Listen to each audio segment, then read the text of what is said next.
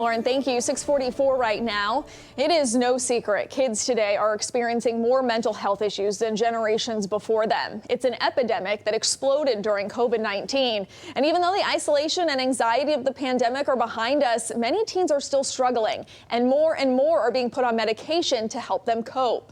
The American Academy of Pediatrics shows the rate of antidepressants being prescribed to young people took off during the pandemic, but it was already growing before that.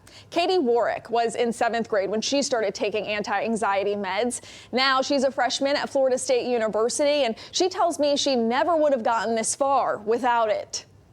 Originally, I felt like, I don't know, helpless, really.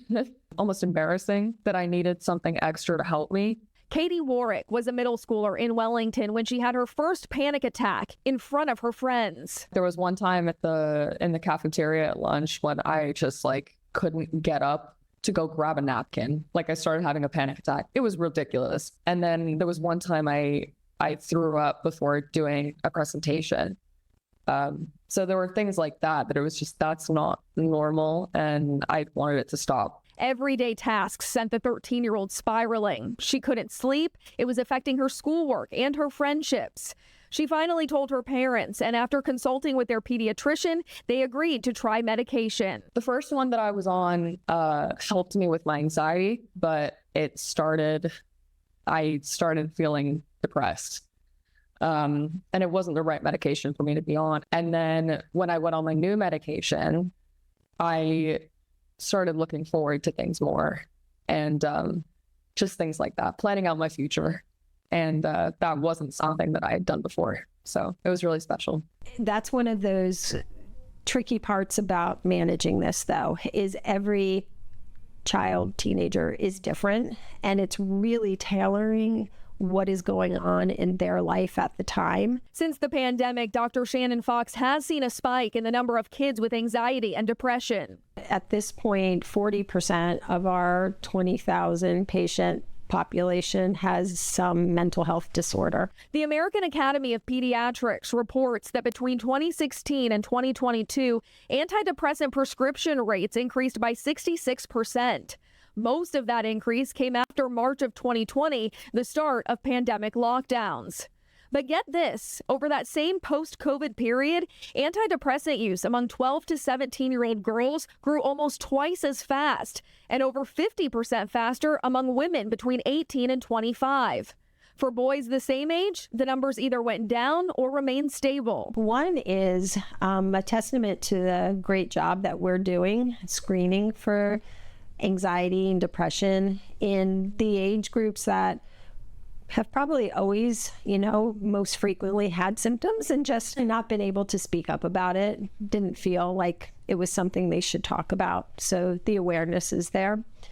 But also a testament to understanding that there is the ability for the medications to help these kids and to not be nervous about prescribing them if we need to. What are the benefits you see of kids who are on these medications? It helps to sort of taper off the severity of the disorder, like depression, anxiety again, so that we can address more of what's going on in their day-to-days, psychosocially, their coping skills, and how to process their emotions in a healthy way. Dr. Idan Alkali is a clinical psychologist specializing in children and adolescents. Like Dr. Fox, he's seen a major jump in young patients struggling with mental health. The rise, to some degree, is related to the challenges that many have to find a therapist.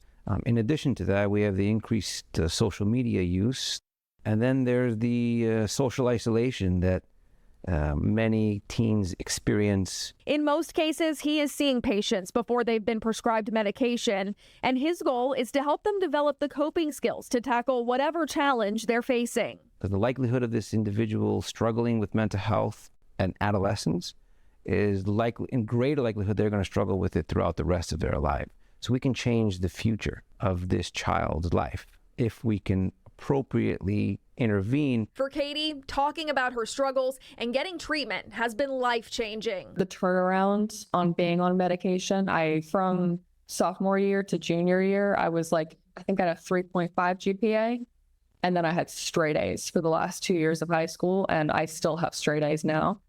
And that alone, like, that is completely different. That's nothing I would have ever imagined. And I do not think that I would have made it to where I am now if I weren't on medication. You know, a big takeaway here is that we may never see these numbers decline. So, of course, parents, it's important to keep an eye on your child's mental health just as you would if they're sick or hurt. And if you see that something's wrong, you know, you can go see a doctor. I think there's a worry sometimes parents have that if I put my kids on medication, then they might never come off of it. You know, what did doctors say about that? Yeah, well, Dr. Fox did emphasize that the medication typically is used as a temporary tool, maybe a year or so.